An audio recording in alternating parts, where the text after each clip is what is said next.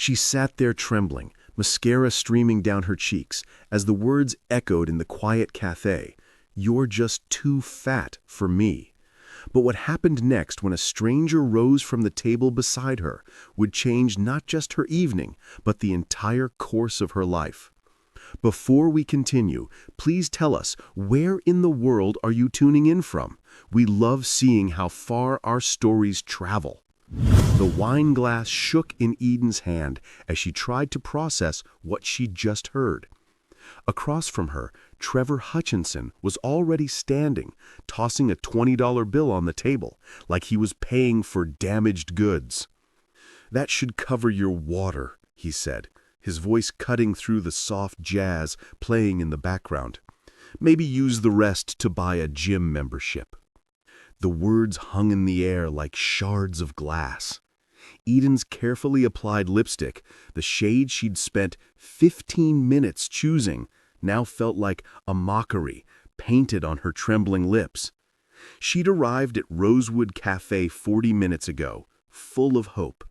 She'd checked her reflection 3 times in her phone camera, smoothed her royal blue dress, and practiced her smile. I don't understand," Eden managed to whisper, her voice barely audible over the clink of dishes from other tables. "My photos were recent. I didn't hide anything."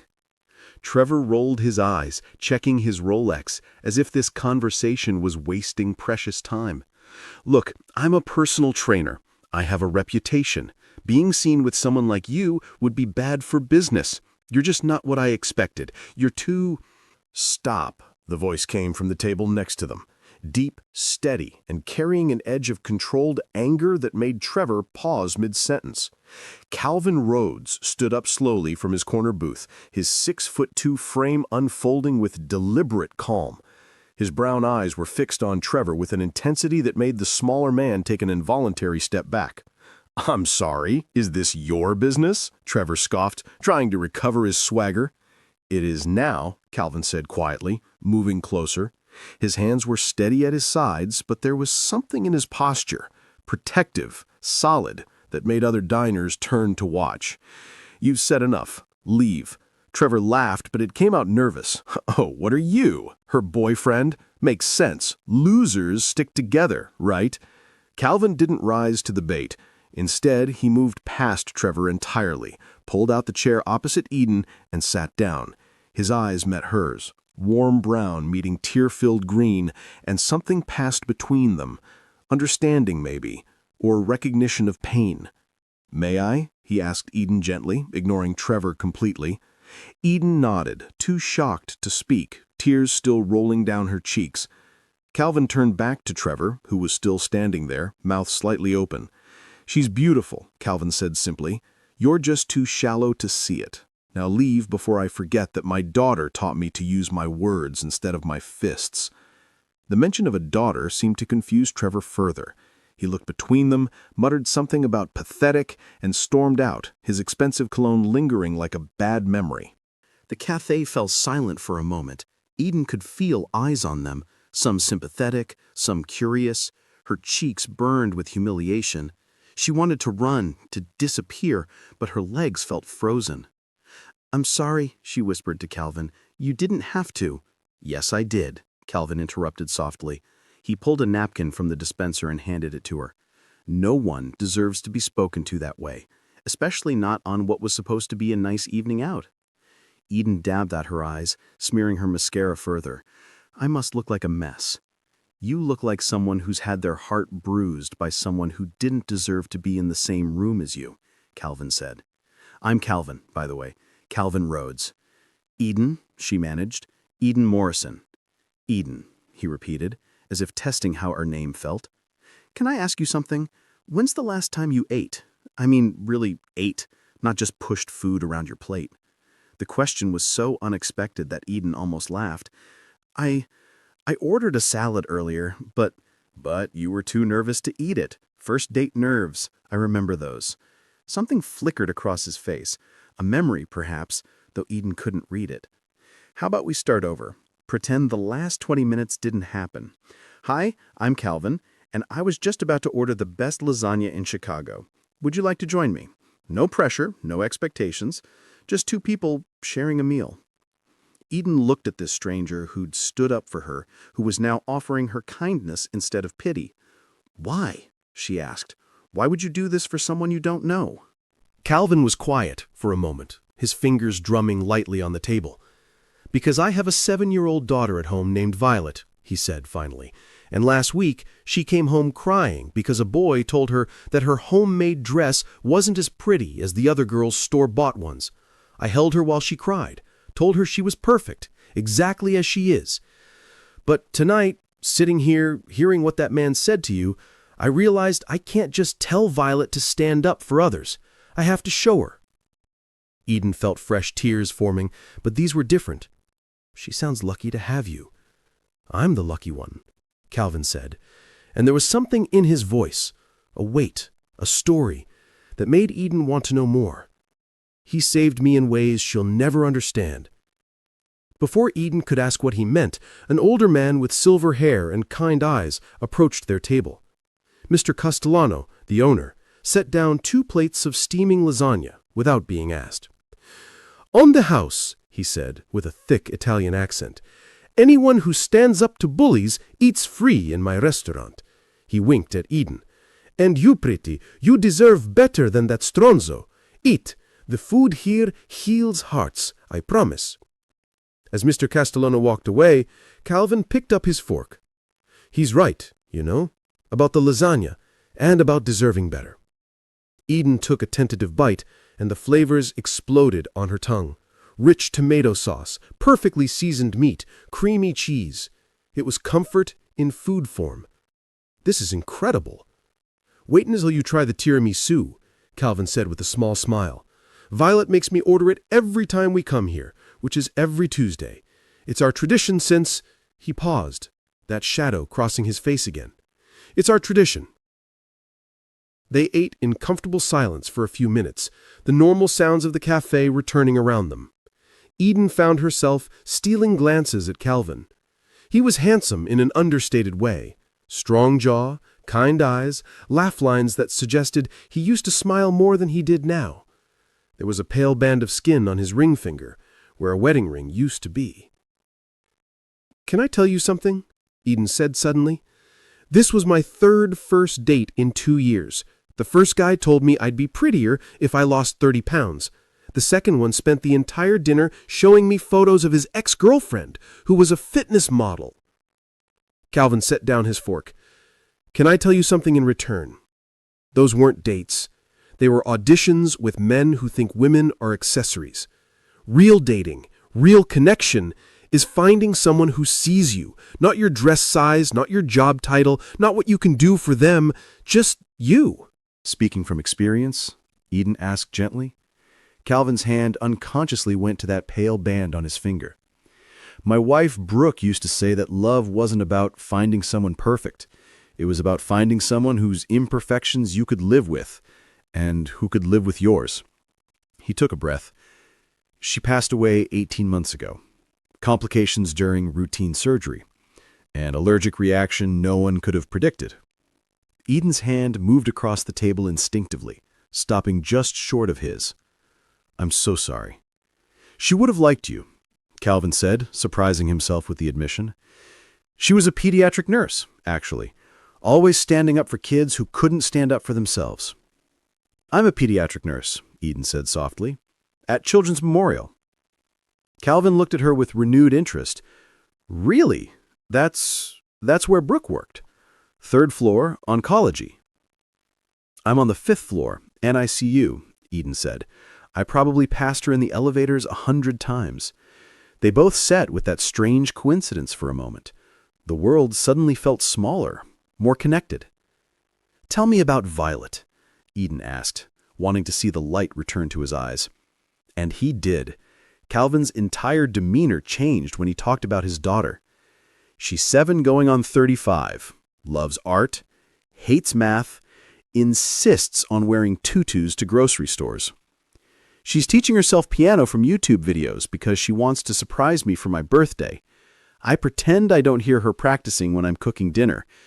I found myself genuinely laughing for the first time all evening. She sounds amazing. She is, but it's been hard. She asks about her mom less now, which somehow hurts more. Like she's forgetting, or trying to protect me by not bringing her up. He pushed the lasagna around his plate. I've been doing my best. Learned to braid hair from online tutorials. Figured out the difference between ballet and tap shoes. But there are things I can't teach her. Things only another woman could. You're doing better than you think, Eden said. The fact that you stood up for a stranger tonight, that tells me everything about the kind of father you are. Calvin studied her face. Can I confess something? I've eaten here every Tuesday for 6 months. Same booth, same meal. This is the first time I've had a real conversation with anyone besides Mr. Castellano. Why Tuesdays? It was Brooke's favorite day. She said Mondays were too harsh, Wednesdays were too middle, and Fridays were too expected. But Tuesdays were full of possibility. He smiled sadly. We had our first date on a Tuesday. Found out we were pregnant on a Tuesday. She died on a Tuesday. Eden did reach for his hand then, covering it gently with hers. And you stood up for a stranger on a Tuesday. Calvin turned his hand palm up, letting their fingers intertwine briefly before pulling back. I should probably tell you, I'm not ready for anything. I mean, I can barely manage to keep Violet in matching socks most days. I'm not exactly relationship material. Who said anything about a relationship? Eden replied, though something in her chest tightened. Maybe I just need a friend who understands that sometimes the world feels too heavy. Maybe you need someone who won't judge you for serving cereal for dinner when you're too tired to cook. Violet told the neighbors we had breakfast for dinner 3 times last week, Calvin admitted with a sheepish grin. They talked until the cafe started closing. Eden learned that Calvin worked as an architect, designing schools and community centers, buildings meant to bring people together. He learned that she'd been engaged once to a man who constantly criticized her appearance until she'd finally found the courage to leave. The worst part wasn't even the comments about my weight, Eden said, pushing the last of the tiramisu around with her spoon. It was that I started believing them, started seeing myself through his eyes instead of my own. Calvin understood that too well. Some days he looked in the mirror and saw only what was missing: Brooke's partner, Violet's mother, the other half of every decision. Mr. Castellano approached their table one last time. We're closing, but you two stay as long as you need. Love doesn't follow restaurant hours. Oh, we're not, Eden started. Just friends, Calvin finished quickly. Mr. Castellano smiled knowingly. Of course, just friends who look at each other like they've found water in the desert. He walked away, humming an old Italian love song. They exchanged numbers in the parking lot, standing between their cars under the yellow streetlight. Calvin's was a practical SUV with a baby on board sticker that read, "Former baby, current chaos," in Violet's handwriting. Eden's was a small sedan with a hospital parking pass hanging from the mirror. Thank you, Eden said, for everything, for standing up to Trevor, for dinner, for making me feel like a person again. You were always a person, Calvin said firmly. Anyone who made you feel otherwise was wrong. As Eden drove home to her apartment, she felt something she hadn't felt in months: hope. Not for romance necessarily, but for the possibility that there were still good people in the world, people who stood up instead of looking away. But when she got home and saw her reflection in her bedroom mirror, Trevor's words came flooding back. Too fat, bad for business, not what I expected. She stood there in her blue dress, the one she'd been so excited about, and suddenly saw everything wrong with it. With her. With the foolish hope that someone like Calvin could actually want someone like her. For the next 3 days, Calvin texted. Simple things. A photo of Violet's latest art project, a dinosaur wearing a tutu, a joke about coffee being a food group, a question about her day. Eden would type responses, then delete them. What could she say? That she'd spent her lunch break crying in a supply closet? That she'd called in sick to work because the thought of pretending to be okay felt impossible? On day 4, Calvin called. Eden let it go to voicemail. Hey, Eden, it's Calvin. I just wanted to make sure you're okay. Anyway, I'm probably overstepping, but I wanted you to know that Tuesday meant something. Not in a pressure way, just It was nice to talk to someone who gets it, the grief thing, the feeling like you're not enough thing. Anyway, call me back if you want, or don't, but know that someone's thinking about you. Okay, I'm going to stop rambling to your voicemail now. Eden played that message 17 times. A week passed, then 2. Calvin kept sending texts, but they became less frequent, less hopeful. Eden wanted desperately to respond, but shame is a powerful prison, and she'd locked herself in tight. She stopped going to her usual grocery store, afraid she might run into him. She took different routes to work. She even avoided the street where Rosewood Cafe was located, as if proximity to that night might make her remember what hope felt like. 3 weeks after their dinner, Eden's best friend Amber showed up at her apartment unannounced. "Okay, enough," Amber said, pushing past Eden into the apartment. "You've been ghosting everyone, you look like you haven't slept in days, and I know something happened. Spill." So Eden told her everything. About Trevor, about Calvin, about the dinner, about the fear that Calvin's kindness was just pity. Amber listened, then smacked Eden gently on the arm. "You absolute idiot! A man stands up for you, spends hours talking with you, leaves you the world's most adorable voicemail, and you think it's pity? You didn't see how I looked that night, crying, mascara everywhere, and he still chose to sit with you. Eden, honey, pity doesn't call 3 weeks later. Pity doesn't text you dinosaur drawings. That's interest. That's care." But Eden couldn't shake Trevor's voice, couldn't stop seeing herself through his cruel lens. A month after their dinner, Calvin sent one final text. "Eden, I don't know what you're going through, but I want you to know something. That night at the restaurant, I didn't defend you out of pity. I defended you because what he said was wrong. You don't owe me anything. Not a date, not a response, not even an explanation. But if you ever want a friend, just a friend who sees you for who you really are, I'm here. No expectations, no judgments, just friendship." Eden cried for an hour. Then she texted back, "Coffee? Just as friends?" Calvin's response came in less than a minute. "Absolutely. You picked the place and time." They met at a small coffee shop 3 days later. Eden had prepared a speech about not being ready, about needing to work on herself, but Calvin stopped her gently. "Eden, I meant what I said. Just friends. No pressure. I know what it's like to feel broken. After Brooke died, I didn't leave the house except for Violet's school stuff for 2 months. My sister had to literally drag me to grief counseling. Healing isn't linear, and it definitely isn't pretty. I've been skipping meals," Eden admitted quietly, "then eating everything in sight, then hating myself for both. It's like Trevor's voice is stuck in my head." Calvin nodded. "After Brooke died, I heard her voice everywhere. Except the voice in my head wasn't really her. It was my guilt talking, telling me I should have noticed something was wrong, should have insisted on a different hospital, should have been there instead of in the waiting room. The real Brooke would never have said those things." They met for coffee every week after that. Just friends. Calvin never pushed for more, never made her feel like she had to be anything other than herself. Some days Eden was chatty and bright. Other days she barely spoke. Calvin accepted both versions without question. After a month of coffee dates, Calvin invited her to Tuesday dinner at Rosewood Cafe with Violet. "No pressure," he said quickly. "Violet's been asking, and Mr. Castellano threatens to give away our booth if I don't bring the beautiful lady back."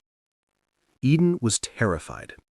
Meeting Violet felt huge, like crossing a line she couldn't uncross. But she said yes. Violet Rhodes was a force of nature. She had her father's brown eyes, but a spirit that was entirely her own. "Are you the lady who was sad?" Violet asked within 2 minutes of meeting Eden. "Violet!" Calvin looked mortified. "What? You said she was sad and that the mean man was a butthead." "I said he was not nice," Calvin corrected, his cheeks reddening. "Same thing," Violet said, then turned back to Eden.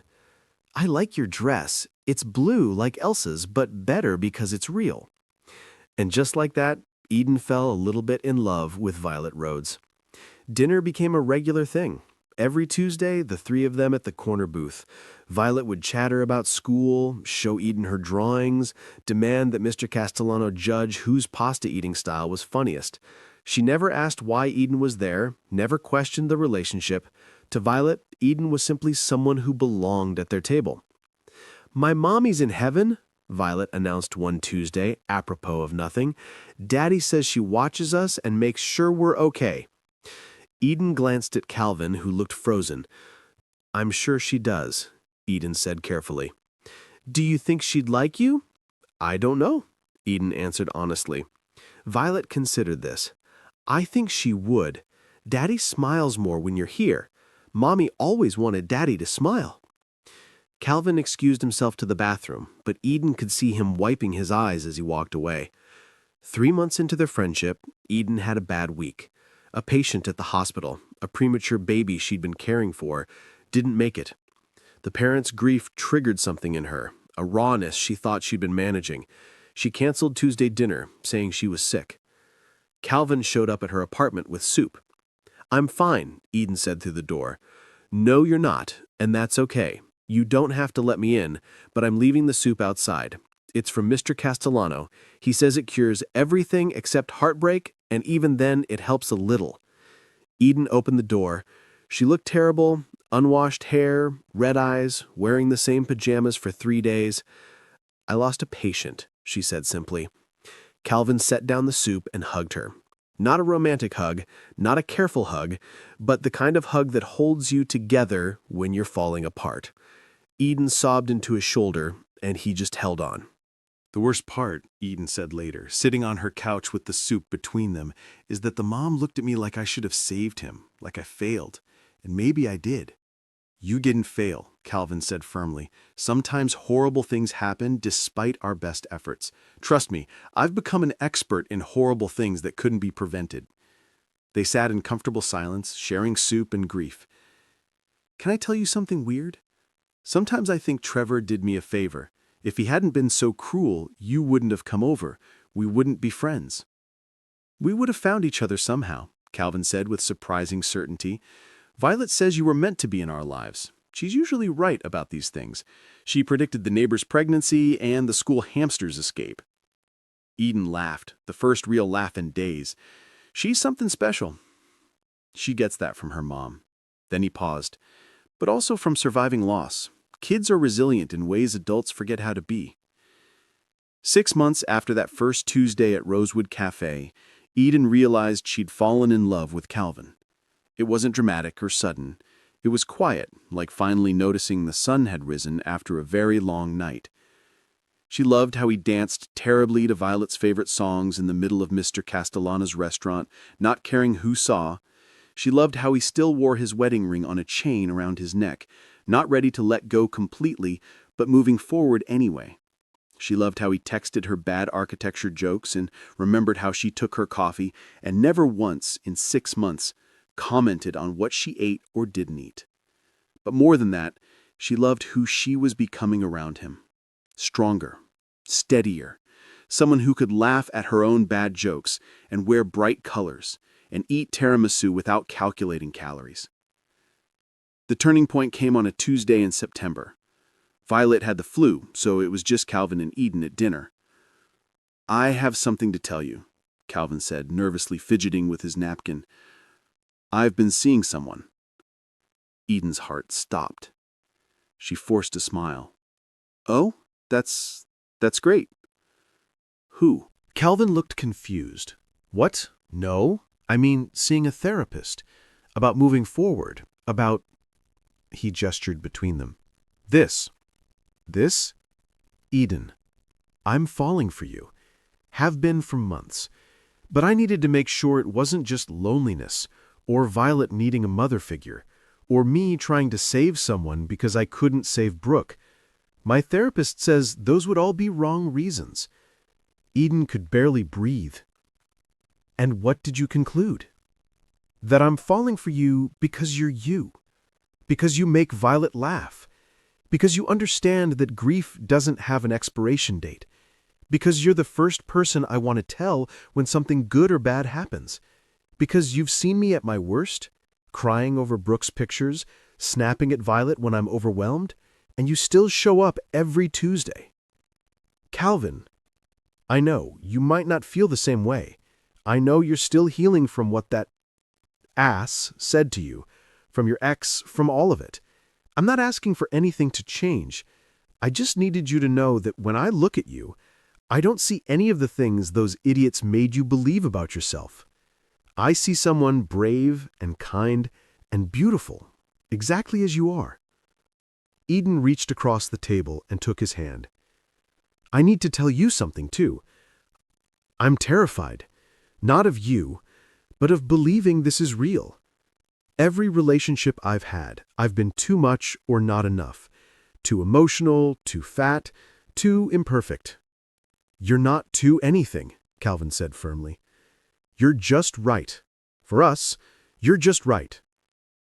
I love Violet. I need you to know that this isn't just about you. I love her too. She loves you back. Yesterday she asked if you could teach her how to braid hair because YouTube doesn't explain it right. Eden laughed through tears she hadn't realized were falling. I'm ready to stop being just friends, if you're still interested. Calvin squeezed her hand. I've been interested since you smiled at Violet's dinosaur drawing, but I wanted you to choose us because you were ready, not because you felt obligated. I choose you. Both of you. All of it. Tuesday dinners and terrible dancing and grief that sometimes shows up uninvited and Violet's tutus and Mr. Castellano's knowing looks. Their first kiss was right there in Rosewood Cafe, with Mr. Castellano openly weeping and other diners applauding. It tasted like tiramisu and possibility. If you're wondering how broken people build something whole, it looks like this. Slowly, carefully, with plenty of setbacks and small victories that no one else sees. Calvin and Eden dated for a year before he proposed. He did it at Rosewood Cafe, of course, on a Tuesday, with Violet holding the ring box and Mr. Castellano live-streaming it to his family in Italy. Calvin, Eden, Calvin said, down on one knee while Violet bounced excitedly beside him. You turned our Tuesday dinners into something magical. You've shown Violet that family isn't just about who you're born to, but who you choose. You've shown me that love isn't about finding someone to replace what you've lost, but finding someone who helps you carry it. Will you marry us? Say yes, Violet shouted. I already told everyone at school you're my almost mom. Eden said yes, laughing and crying simultaneously. They married the following spring in a small ceremony. Violet was the flower girl, insisting on wearing her favorite tutu over her dress.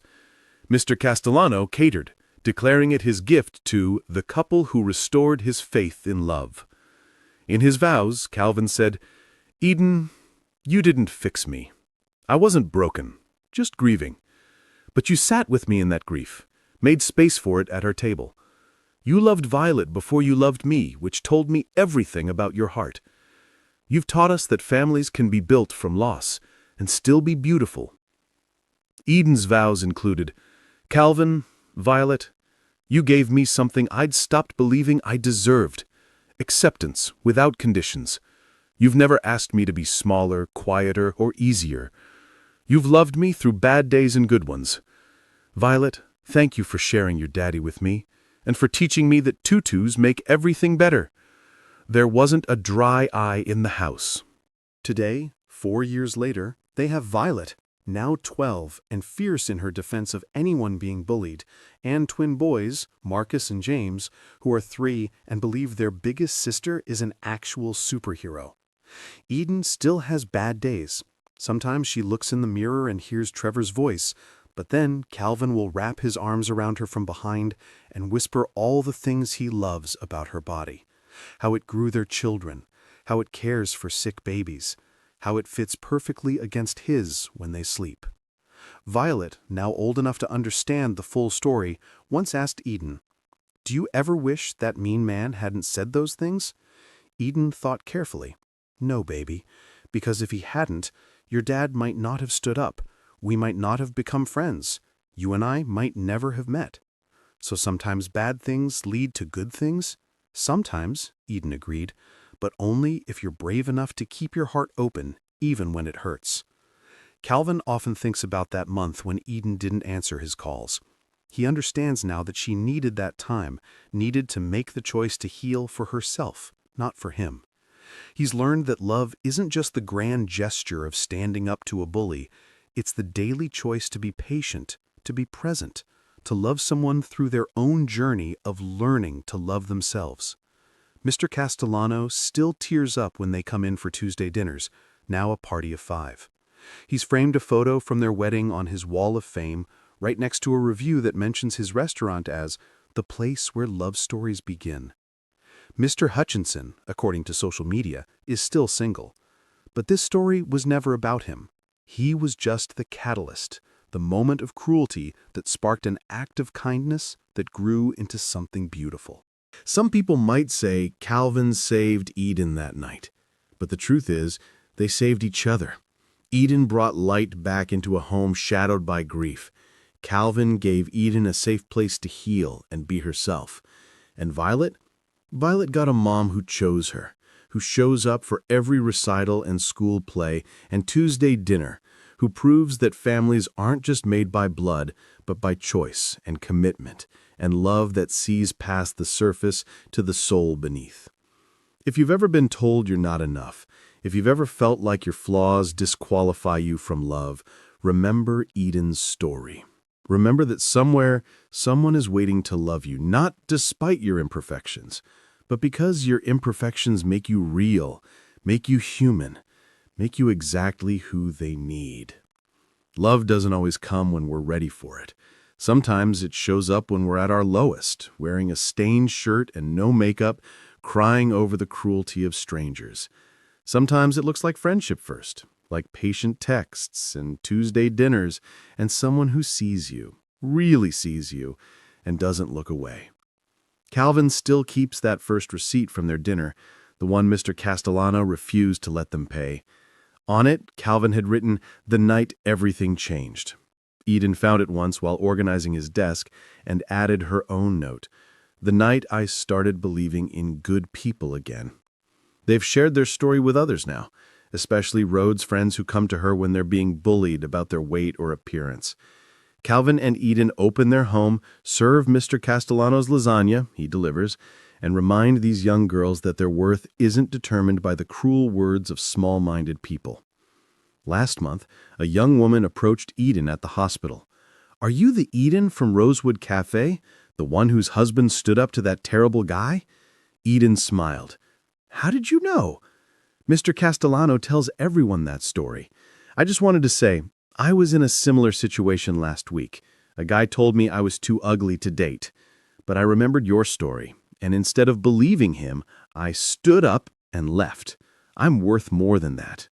"Yes," Eden said, hugging this stranger, "you absolutely are." That's the thing about kindness. It ripples outward in ways we never see. Calvin's decision to stand up for a stranger created waves that are still moving through the world, touching lives, changing stories, reminding people that they deserve to be defended, to be chosen, to be loved exactly as they are. Every Tuesday, when the Rhodes family enters Rosewood Cafe, Mr. Castellano rings a little bell he keeps by the register. Regular customers know what it means. The couple who proved love stories can begin with tears and end with joy has arrived.